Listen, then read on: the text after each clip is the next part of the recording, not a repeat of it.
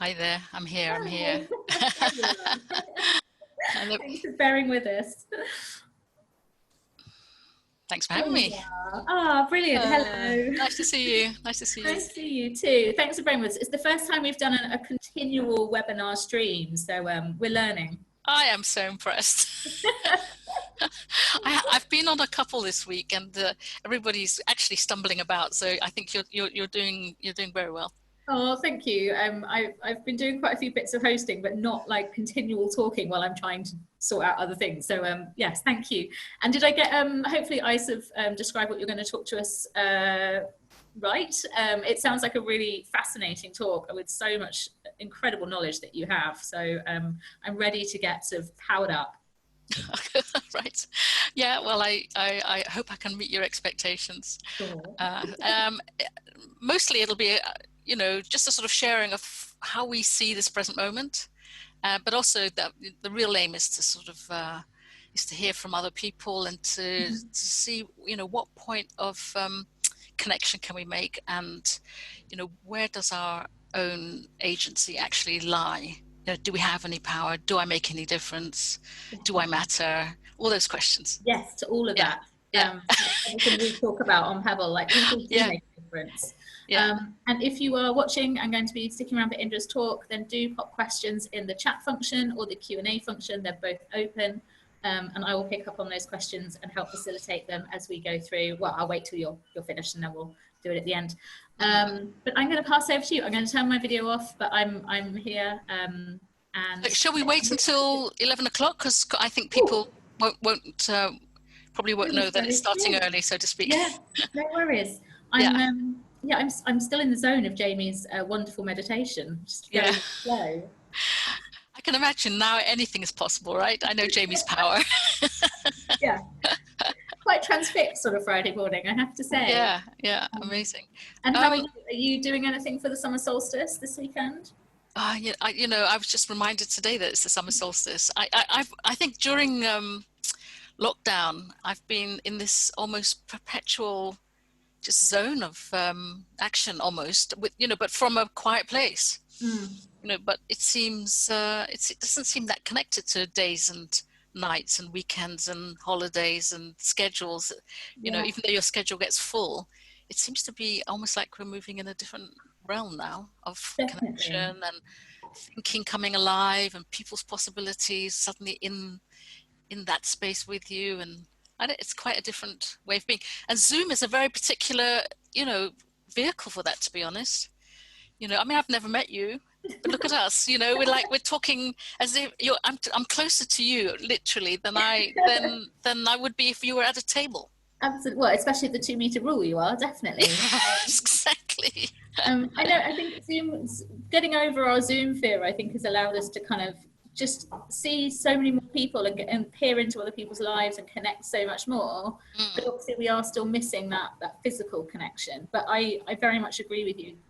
The rhythm of life has completely changed, and I've lost that demarcation between weekends and weekdays and holiday and work. And I feel like I'm perpetually moving, but I'm not quite sure where we're going. If that makes Yeah. sense. Yeah, no, exactly. I just think it's a new dimension, actually. Except Mm. we've moved into a new dimension. We've still got the others, and we'll probably get back to those. But this is like a new one, and I love it in a way because I love it especially because obviously it's a tragedy. It's a terrible time. For so many people, and it is a crisis. But the fact that we could actually develop a new dimension of connection at this very time is quite moving to think about, that we're capable of that as human beings. Exactly, and we've actually got the technology to help us do that at this Yeah, time. Can you imagine if this happened 20 years ago? We'd all literally be stuck in our own homes going mad. Um, yeah. I think Well, it's it did happen, didn't it? It's happened again and again and again. This is the first time we've really been able to respond. yeah, completely. And I think that's what's so, it's really the time is chiming. I think especially with the kind of focus of your talk as well, with this kind of like sense of urgency and agency in ourselves, because we are able to reach out and impact other people very easily now. So I think it's going to be really exciting. For anyone that has just joined us, we're talking with Indra Adnan, and she is going to be talking to us today about the politics of waking up. So I am going to pass it over to you, and I will be here listening and moderating. And if anyone's got any questions, pop them in the chat and we will pick them up at the end. Okay, great. So am I right in thinking that I'll be watching you, and I know Mike's there, and that's kind of it's nice, it's intimate, but so at some point will I see the audience later on down the line, or I don't need to now. Yeah. Everybody should have a slightly different view. It depends if you're a panelist or an attendee. Yeah. So I can see you and I can only see you. And Mike's got his video turned off, but there are people watching. I'm going to be here. I can leave my video on if that makes you feel better.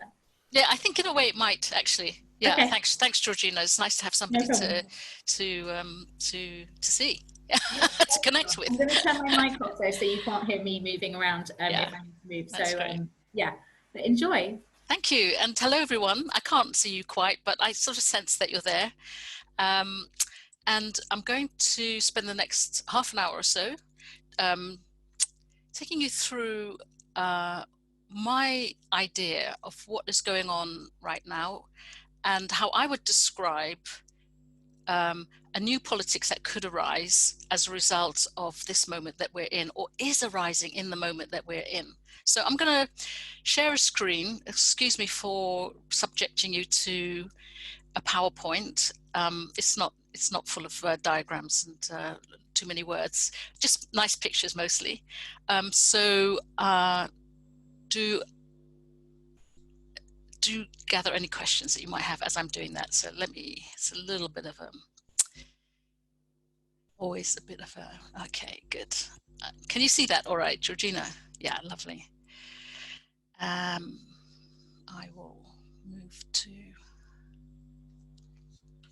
I'm actually going to indulge as well myself and allow the slides on the left to be there while I talk through the slides in the main slide that you can see. So here we are, The Politics of Waking Up. I call it Power and Possibility in the Fractal Age. And this is a book that I've been writing for a little while and should be published before the end of this year, I hope.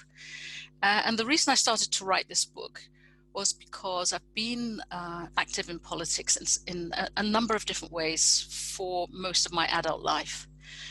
And in the last 10 years, well, let's say 15 years, I was active in what we might call progressive politics, working with Compass, which is a think tank, and doing my best to address the multiple crises that we're in.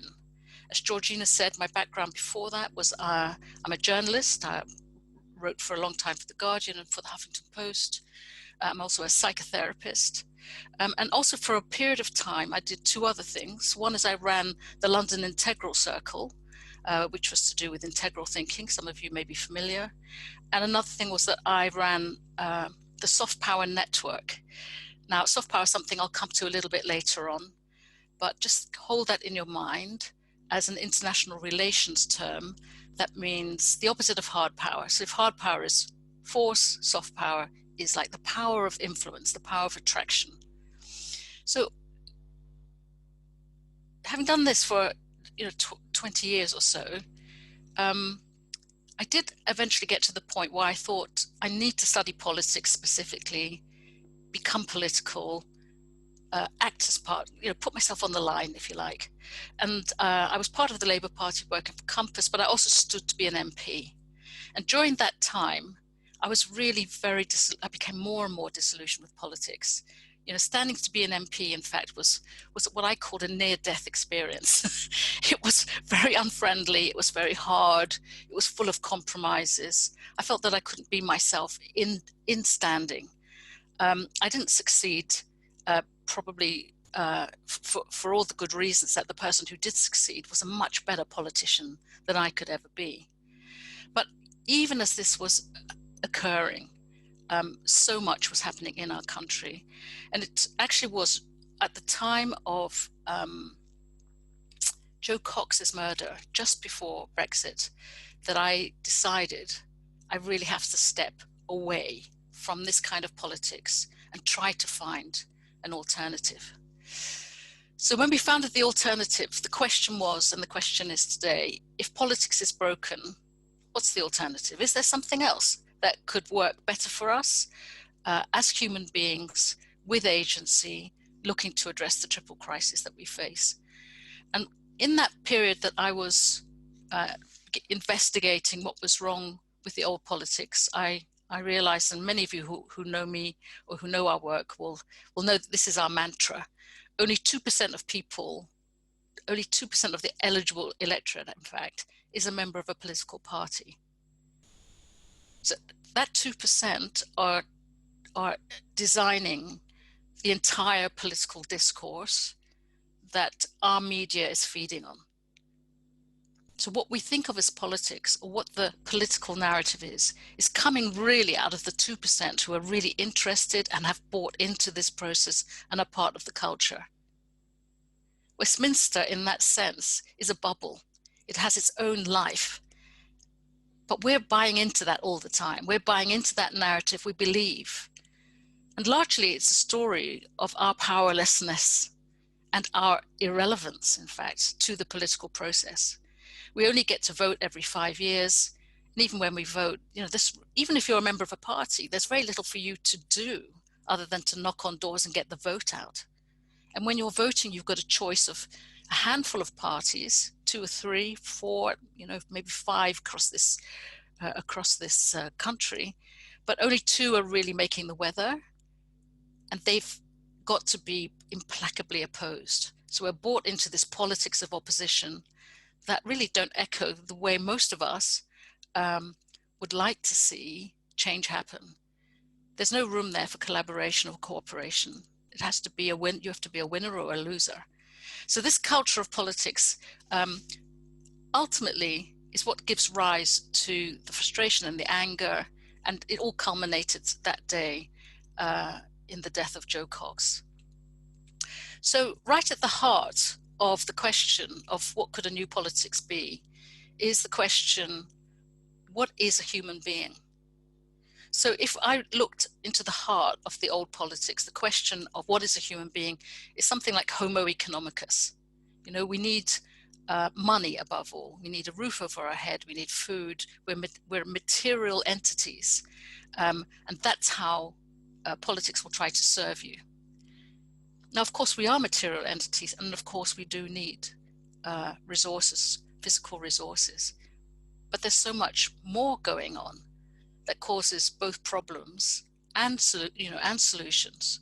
We are what we would describe as biopsychosocial, spiritual, virtual entities. We're complex. We're made of multiple personalities, perspectives. We don't react predictably, and we're certainly not without our own resources to make change happen. So in that picture on the right, interestingly, I spoke to Jamie Cato before, who was the speaker before me, about the yin-yang aspect of ourselves as human beings. And I very much buy into this idea that there is a stage, if you like, that we can perform our lives on, but there's a deeper self that is constantly creating the context for that performance to happen. Sometimes people line up yin with the feminine and yang with the masculine. And I think there's some sense in that because until now, men have been very active in public life and have shaped the public space for us over centuries. The women have been more active until this century in holding the private space together, the homes, the domestic realm. Both of them have power. But what is happening now, and what's important now, is that little dot that appears in the opposite, the little dot of light that appears in the yin, and the little dot of dark that appears in the yang. It's how the women are moving into public life and how the men are moving into their private life more that becomes very, very important for the change to happen. And Jamie talking about the yin as a male is a very important factor of our change that's in front of us, but equally the women moving into the public space more, bringing their feminine qualities or everything that they've learned from the private space onto the public stage is also very, very important. And certainly with the alternative, we're encouraging that. So one of the big questions that always arises when we think about the human being and how the human being is either strong or weak, vulnerable or creative, is around this idea of emotions and what are our emotions. And it's a vital piece of information, I feel, when we think about a new politics and we think about our own resources, to understand as well we can what emotions are and why we have them, what's their use, actually. And through my study in psychotherapy, I'm a human givens psychotherapist, I've understood much better that our emotions are the messengers from the internal, from the workings of our body, in fact, to connect us to the external. They're the messengers. If something is needed in our body from the inside, an emotion will carry that message to the brain and start to find the resources from outside of the body to get that need met. So we talk in human givens very much about the emotional needs, the given emotional needs of every human being that are constantly being expressed. You might see them as emotions, and we understand and we can read emotions, but to really understand the value of these messengers is actually crucial to designing a new politics for us. So if you just gaze upon these 9 essential emotions, you'll recognize them immediately. The need for attention, the need for status, the need for belonging, for autonomy, for security, the need for achievement, the need for privacy, the need for intimacy, and the need for meaning and purpose. We talk a lot about this more and more, that in order for a human being to thrive, it needs meaning and purpose. This is actually a physical need. It's what brings us into our environment, makes us social animals, and helps us get our needs met through our relationship with other people. So we're really very intent at the Alternative UK in breaking down the wall, if you like, between the idea of an individual and society. Very often you hear in politics this idea there are individualists and there are socialists, people who are we as opposed to people who are I.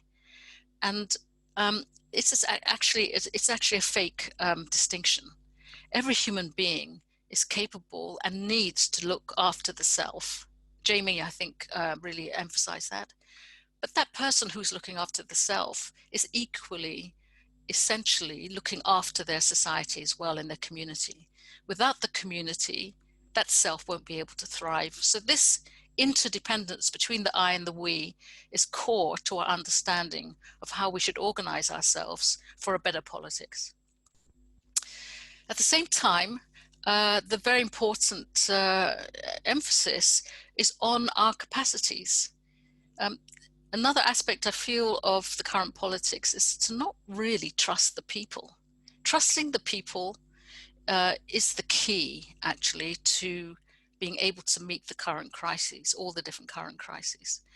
Not to think of a human being simply as a material entity needing feeding and security. Every human being, without exception, is an incredible resource of creativity and response, and ability to build and to make connections between things and be a resource in these crises.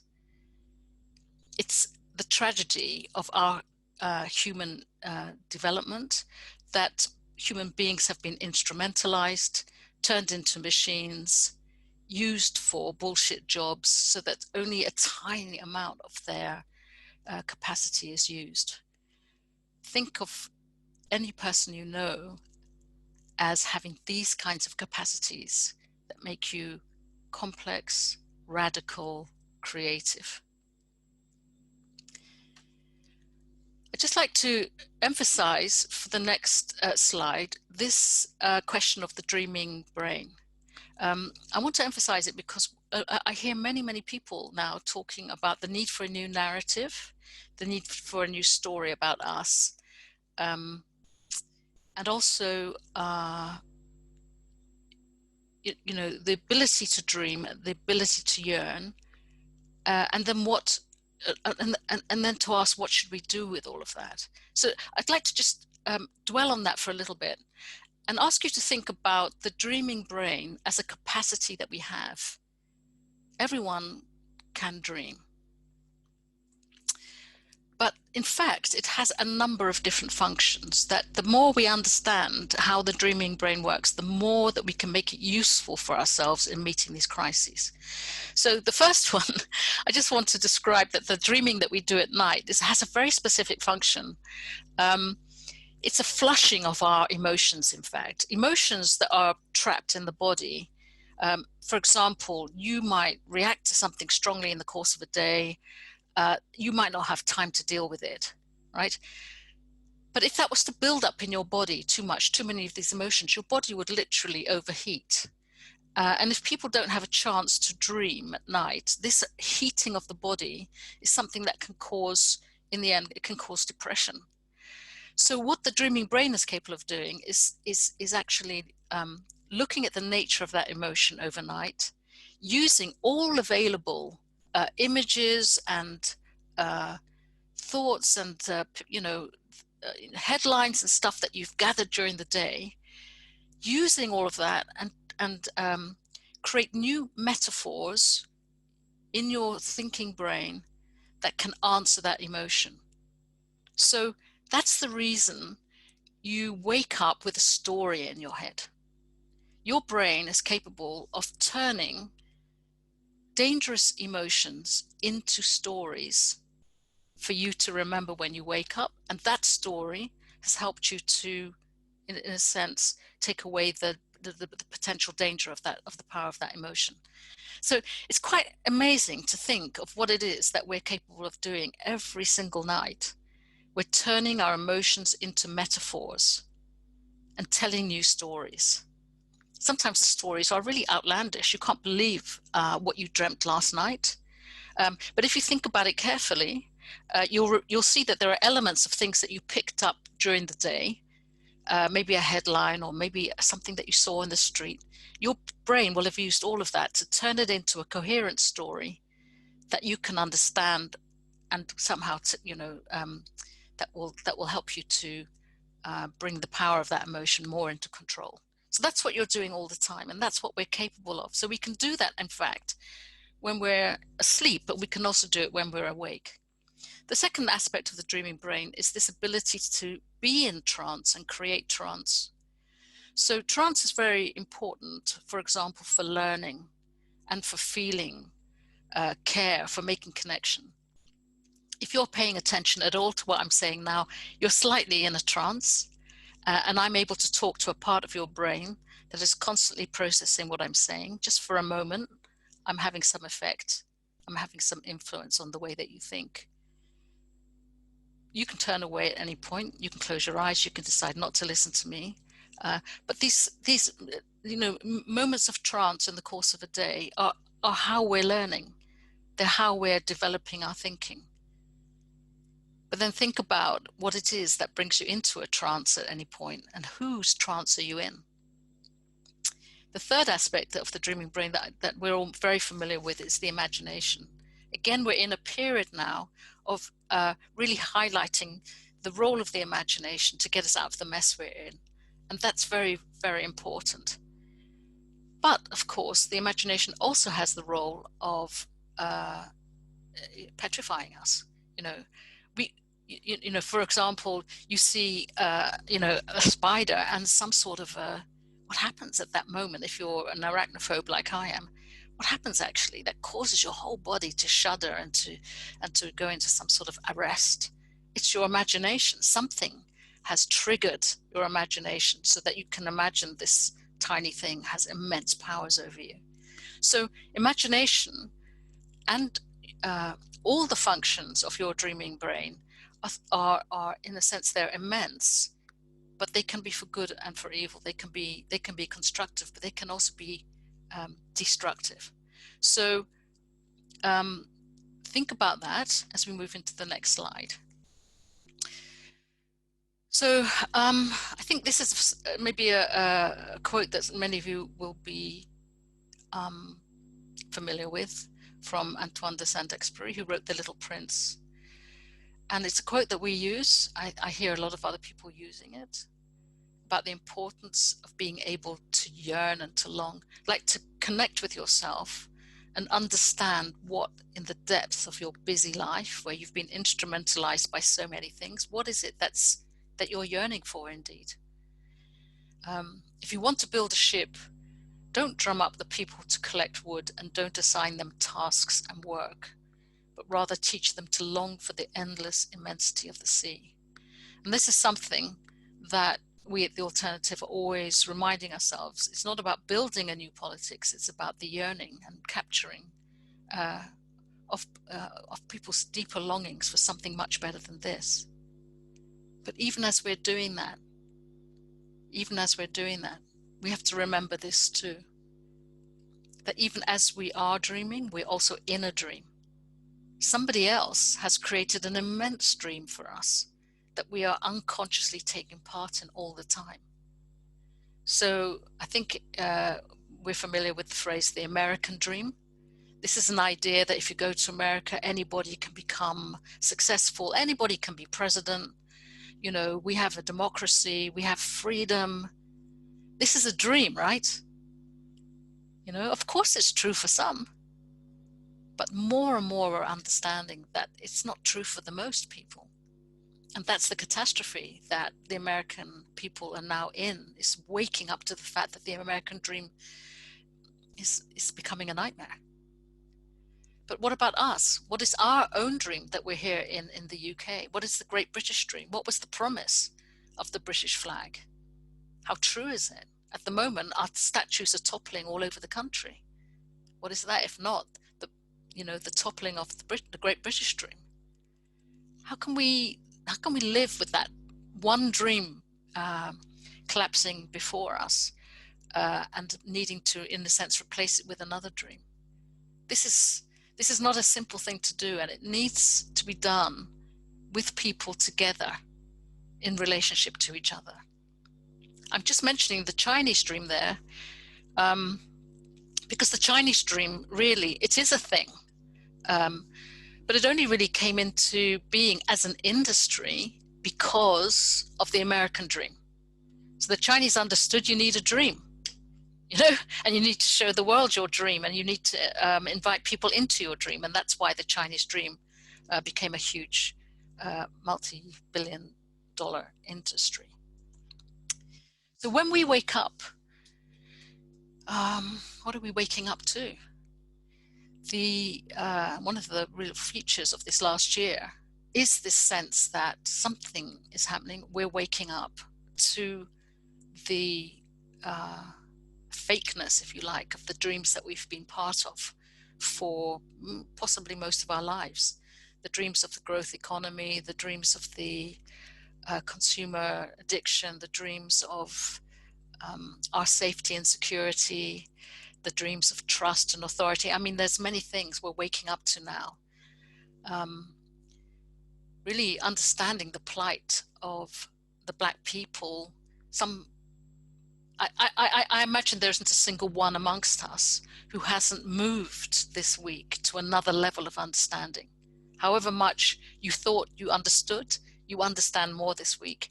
And that's really the feeling of increasingly the feeling of this era that we're in now. It's an era of waking up. Well, what do we do with that? What happens when you're awoke? When you're woke, where do you go? You can't wake up and then expect the same government to deliver on the things you're now demanding. So this is why we see it in this way. We see it as the task of a new politics is to first of all recognize that the crisis that we're in is an interdependent crisis. It's the crisis of our psychosocial health, of our divided and powerless communities, which has resulted in this dying planet. That's the interdependent triple crisis of disconnection, how our way of being has disconnected us as human beings from ourselves. On the inside we're disconnected, and then we're disconnected from each other, and the net result is the dying planet, amongst other things. So the way that we need to at least consciously think about is how to reconnect this idea of ourselves as whole human beings with real human agency, connecting ourselves to our communities so that we can collaborate and work with each other's agency, but in the spirit of trust and friendship. And then that has an impact upon the planet that we're working on. So we've really simplified it to this I, we world, new axis for a new politics. That's what we're trying to bring through at every stage of our development. So we're saying that, you know, when you don't know what to do, if you don't know what to do at this moment, relationship is the rebel act.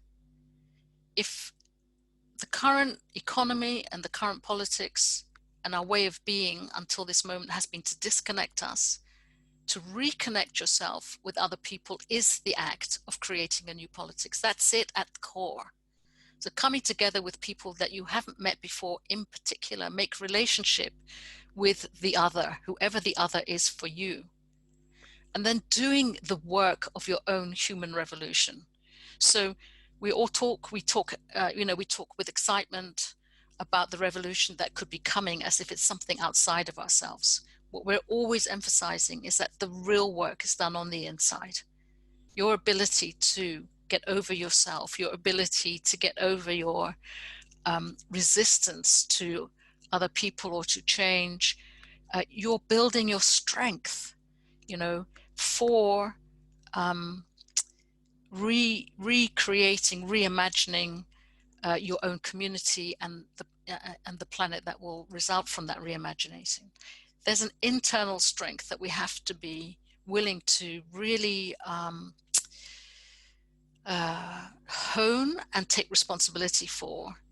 And when you're amongst people, as we all are, who are more vulnerable, to help them to do that too, to be the source of strength for someone else as they also begin to develop their agency. So this is the real work of the new politics. But that doesn't stop there. It's not a religious, imperative. It's not a spiritual movement. Ultimately, it's a building project. So as people are finding and experiencing their own agency for the first time, we're trying to, and as you are actually at Campfire, bring people together in what we call citizens' action networks. Our sense of, in the bigger picture of a national and international politics, what's missing is how citizens themselves come together and find their agency as people who are not part of a party political system. So the bringing together of citizens to take action in their communities, we call them CANs. And there are many examples of CANs already, you'll be familiar with them. Neighborhood parliaments, the COVID mutual aid networks, transition towns. These are all examples of citizens spontaneously reaching across their communities to take action, find solutions, learn how to make decisions, learn how to be together and be creative together. It's not simply responding to crisis, it's about responding to our social needs too, how to create friendship groups, how to create feelings of belonging and meaning and purpose in your communities. It's like there's a whole area, this is a whole piece of social infrastructure that's been missing until now, that we're really hoping that people will spontaneously, but also with help and support from each other to really build these things. And then once those CANs become a unit, of human agency, then you can see that they can link to other system-changing initiatives that have been happening, for the last 2 decades, in fact. People working at the core of a social, economic, political system that they're building, not trying to fix the old one, as Buckminster Fuller would say, but they have been building a new system that can link the human being to the community, to a thriving planet.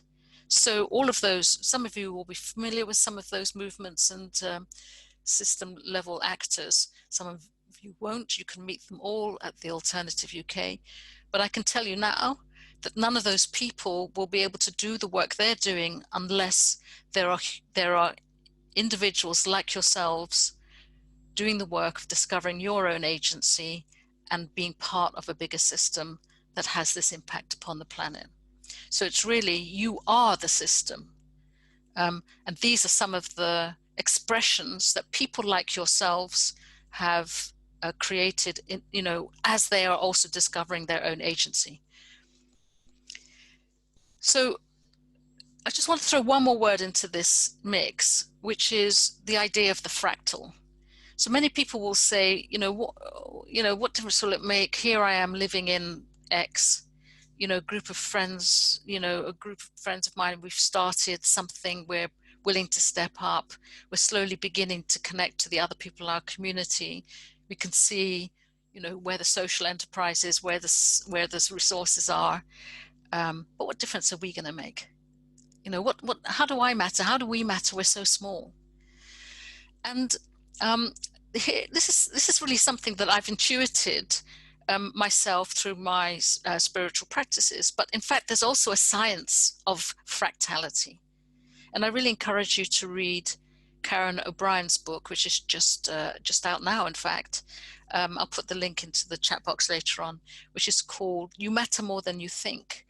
And what she's describing is the quantum science, the quantum social science that would take your activities and the activities of the people in your community, not as a unit that just stacks up, like so many numbers, but as a pattern of activity that releases quantum social change.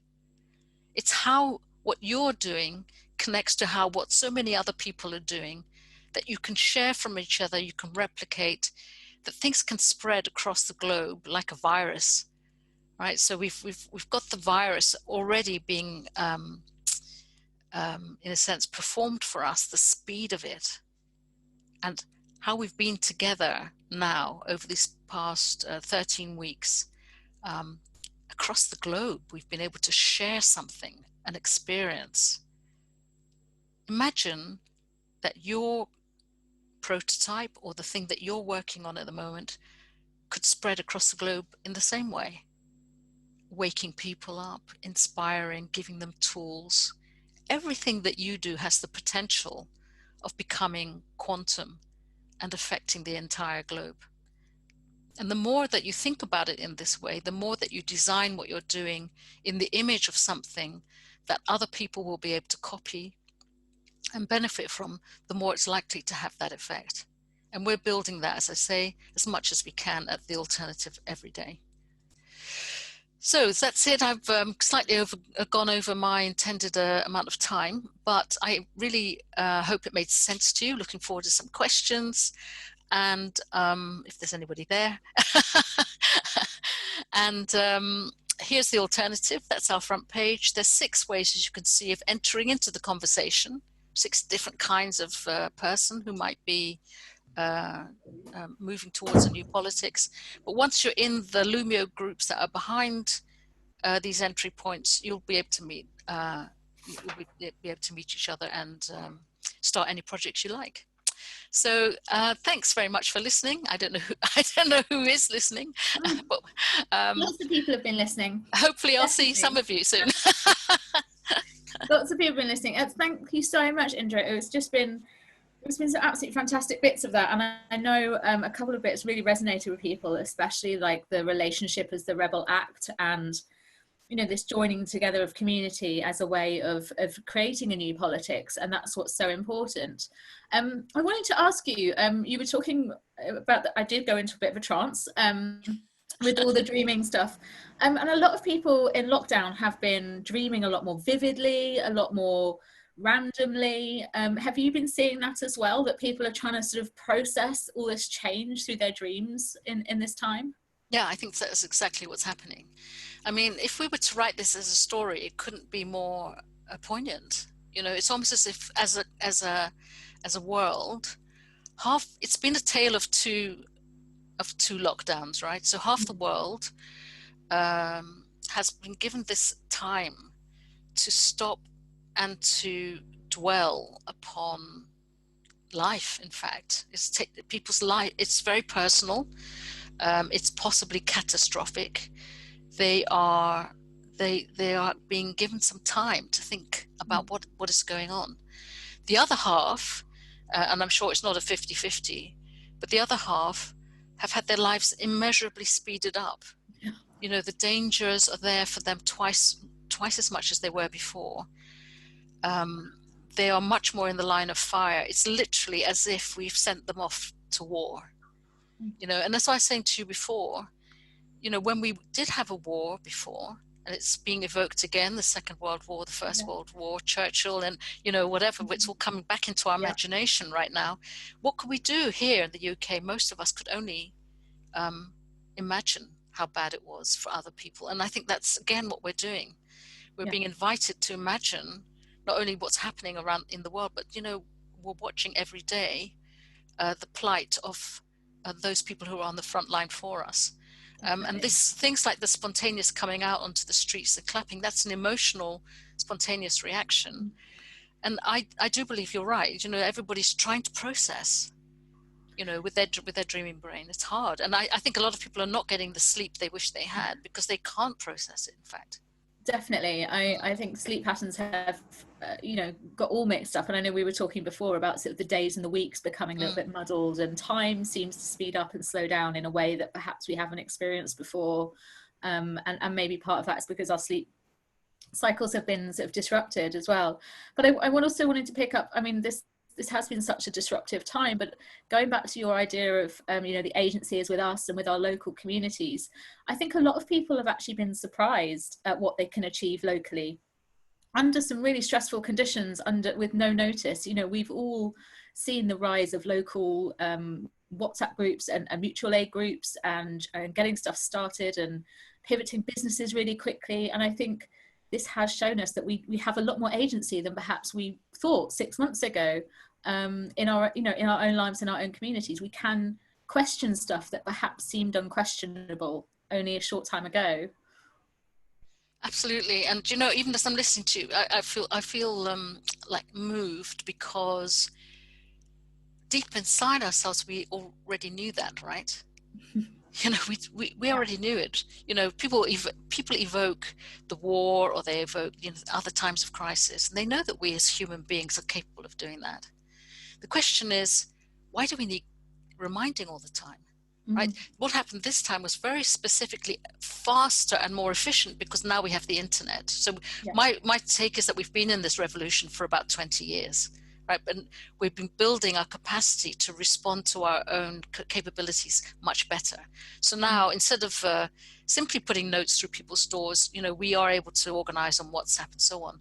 I mean, I heard that in Hackney, for example, overnight, 7,000 people volunteered to step into the mutual aid network there. That's us. That's the power of us, right? But how do we give that power away? Right, so we've been doing this collaboratory in Plymouth recently for the local trust. We did it online during the lockdown. And we had quite a distinct story, and it's important for this new politics. What the people there were saying was that they organized themselves. They reminded themselves, like you said, of their incredible agency and power, but also that they could do it much better than the local council. That when the local council started to sort of interfere with it, it started to lose its momentum, and in fact, it became less efficient because of the bureaucracy, but also because of lots of other compromises that the council have to make. I don't want to make them wrong for their own, you know, their own burdens, but what was being felt was that we, the people, need to take it upon ourselves better, and that there was this phrase, we won't give our power back.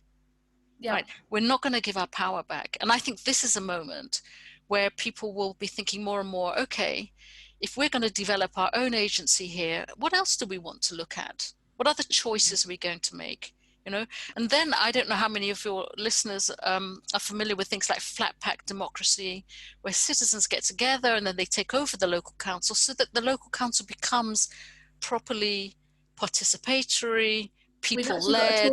That's Yeah, what our next talk is actually about. It's citizens' assemblies and ethical yeah, government, flat pack yeah, democracy. They're absolutely right on, spot on. And yeah. I think you're so right. You know, we've all woken up a bit in this crisis and Mm, realised that change has to, you know, change can come from us, and also it should come from us. You know, it's not yeah. enough to kind of go to sleep for 5 years and wake up when it's time to vote and then go back to sleep again, No, because we'll exactly. just And walk you know, into another crisis. absolutely. You know, so think about that moment when you're excited about your power, and then when you're tempted to give it away. Mm. Like, here we are, we've created this. Now you turn to the council and say, what are you going to do? Yeah. Actually, in the healthiest situations, the councils are beginning to partner with citizens' initiatives, so that there's a partnership rather than a sort of mutual dependence. You know, this partnership, when you think about it again, going back to the 98%, that's where the real energy lies. You know, and that's where the yearning and belonging and the creativity can really take shape. If you give it away too quickly to the council, it will fall straight into that party political, you know, system that will compromise your power. Absolutely. And I think for so long we've been sort of maybe led to believe the only way we can have an impact is either completely individually or globally, and we've missed this local Yeah. step out. And actually that's the bit that we can have the most impact on. It's the bit that we have most agency on, and that's the bit that people gloss over. You know, no one, well, I'm going to say no one, hardly anyone understands how their local council runs, or where the budgets are held, or how they actually can impact that system. And I think that's the bit that we all can get involved in and make a difference. And I know we've got some amazing talks over the weekend. So Peter McFadden, author of Flatback Democracy, is speaking tomorrow, which is going to be really exciting. We've got citizens' assemblies up next. I've got a question from Neil, who wants to know, what are Lumia groups? Oh, sorry about that. I was using a bit of jargon there. A Lumio group is Lumio's a platform it's a decision-making platform, in fact. So if you join the alternative, you'll be part of discussion groups where decision-making can happen, where projects can be started, where people can share tools and practices. You can have polls, all sorts of stuff happens. The Lumio group is that. So it's like a kind of collaborative democracy for projects. Yes, yes, yeah. Yeah, it could be a starting point for a CAN. So these are all the things that you're talking about, like the missing infrastructure, exactly what you're pointing at, Georgina. So Lumio, you know, is a piece of infrastructure. CANs for us are very important pieces of infrastructure. Municipalism, in a sense, is another piece of infrastructure that's been underdeveloped. These are the things that ultimately will put power back into the hands of the people. We're not afraid to use the phrase people power, because we think that's what it is, but we need to work on it. We can't just evoke it and expect us to rise and make demands. It's about forging it, crafting it, and so on. Yeah. And it also doesn't have to be confrontational. You know, I think there's this, you know, assumption that if you challenge something, you're immediately confrontational, and I think there's such a more collaborative way to be doing it. Yeah. Someone's just dropped the Lumio link in the chat if anyone's interested. So that's LOOMIO, Lumio. And also, I just... Well, can I just say about that? If you go to Lumio, the platform, you won't find the alternative. Well, you could if you search for it, but you wouldn't be able to get in. So if you want to get to the alternative. Go through the alternative, you'll get to the Lumio platforms that are part of the alternative if you want to, if that's what you want to do. Fantastic. And we can see that on our screens, your homepage at the moment. And also, I just wanted to go back a step as well. You mentioned the Kansas Citizen Action Networks. Is that right? Yeah. And I think there is this feeling that local governments, local structure, we have to wait for someone else to put it in, or we have to use what's already there. And I think what is really exciting is there are all these, you know, sort of citizen-based structures that we are starting to use and use more effectively. So I think, you know, it's having that bravery to start something yourself and look what's out there. Absolutely. And if you haven't got a clue how to start one, you can. It'll be it's on the front page of the alternative as well. It gives you all sorts of tools and methods and so on. The CAN, the Citizens Action Network, is just a generic term. It's not a brand. It can, you know, as you said, you know, it can describe all sorts of different formations. But if you don't know where to start, there's some tools on the front page of our website. And one last question, which is a bit of a big one, but I mean, where do you think we're going with sort of mainstream politics at the moment? Do you see any short-term light at the end of the tunnel? Yeah, I mean, with with it only being 2% of the people who are really bought into that, I try my best not to look too much, if I'm honest. Right in my inbox today was the report from the Labour Party about what went wrong at the last election. I mean, it breaks my heart, to be honest. Not necessarily, I'm not talking about whether I vote one way or another, but the way that political parties self-destruct. You know, here we are in this crisis right now, and there's no sense of, I can't get from politics a real insight or the wisdom that's required to get us out of this mess. What I see is the way that politicians are obliged to think about the survival of their party and how they have to defend their party, because unless they do that, they won't be able to take over the reins of power. So it's a very zero-sum game in politics. What we're looking at internationally is really remarkable. You know, the dethroning of our current politics, especially a certain kind of politics. If you're thinking about what's happening in Brazil, what's happening in the States, what's happening in Russia, what's happening over here as well, actually. A certain kind of politics, which has all the bearings of the limitations of political, party politics that I've been describing, that is clearly broken. It's sort of crumbling before our eyes. And I think that we have to be very active. My own decision to jump ship, I did cling on for a couple of decades, but my own decision to jump ship was from a sense of I have no choice anymore. There's no, this to keep doing the same thing, to keep investing in the same pattern, to keep hoping that the thing that has failed and now left us in this remarkable space of only having really 10 years to turn the ship around. Why continue to invest in that is my question.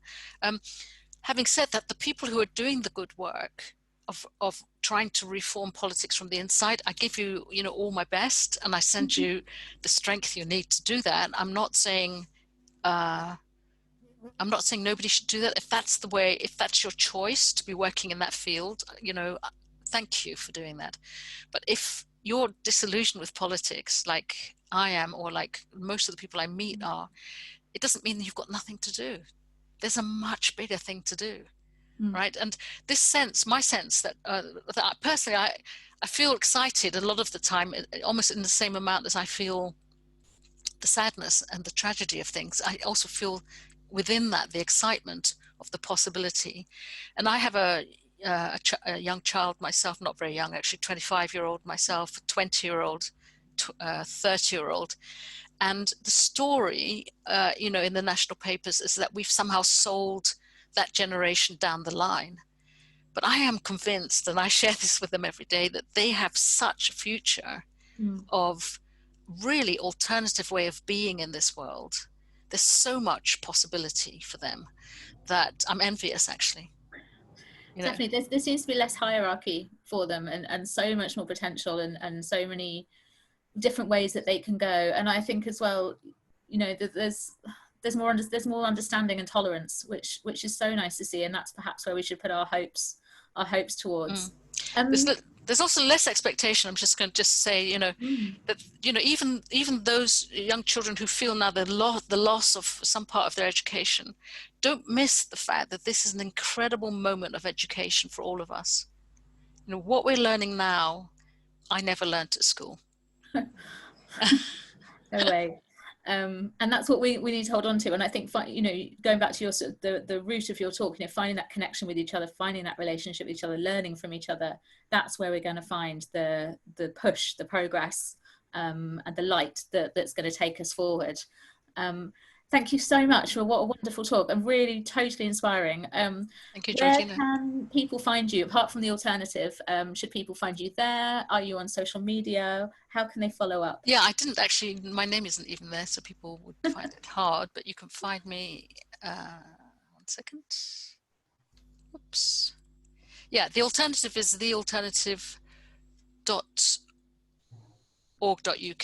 and I am at I'm just going to put that in the chat for everybody. And that's my name. That's who I am. So Brilliant. you can find me like either the alternative website, that's my personal Twitter handle, and yeah. Fantastic. I hope to meet as many of you as I can. I'm sure. Oh, brilliant. Yeah, we've changed your name. There we go. Got it.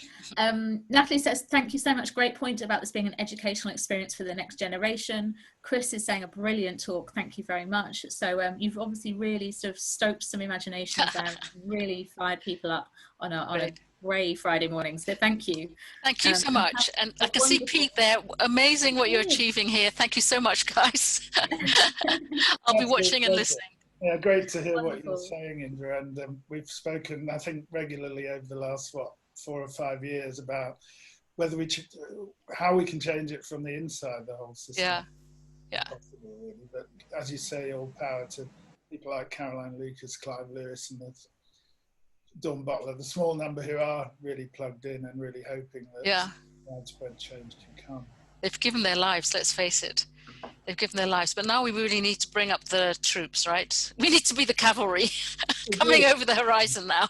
I think one of Jamie's comments has really stuck with me. He said we need to all be doing the internal clearing if we're working in activism. And I think that it keeps coming back to roost with me and everyone I speak to around is how important it is that we're doing our own inner work, in order to take it out and make the changes that need to happen. Yeah. As a Buddhist, I call it the human revolution. The work we're doing on the inside is the work, I think. Yeah. Thank you. Thank you so much. And thank you. Oh, honey, I want to go away and find that space for myself now. That's going to be my weekend. I hope you have a wonderful solstice weekend. Enjoy the longest day of the year, and find some space for yourself as well.